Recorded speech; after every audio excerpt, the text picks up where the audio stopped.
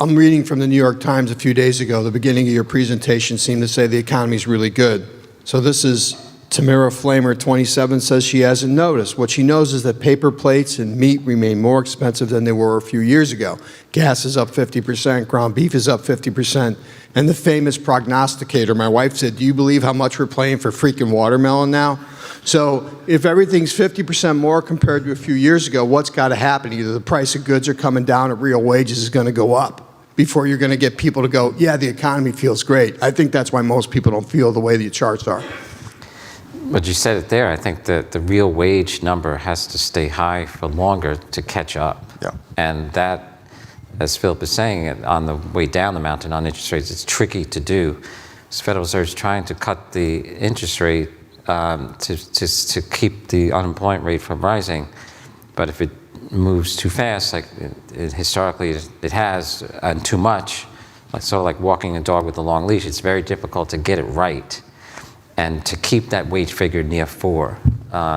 It's possible that the economy reaches a stall speed and the wage figure is suddenly 3.5 or lower, and then it's too close to the inflation rate to allow the catch-up to improve standards of living.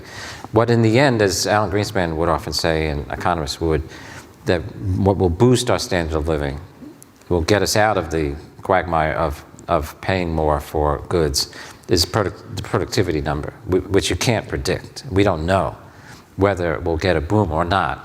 In the late 1990s, there was a boom, the technology shock 1995. No one knew. Greenspan used to say about it that we don't know what the benefits of this will be, just like we say today about AI, but that there would be, and there were. And that really helped the way people lived, and we had massive productivity gains. AI, we don't know yet. The only benefit right now, but it's not a full benefit, as Philip says, double-edged sword, is it's boosting stock prices, giving us more wealth, allowing more spending, giving us more inflation today. So there's a negative side to the things that later will help solve the real disposable income problem. So hopefully there's a productivity boom coming from the AI thing. It hasn't happened yet.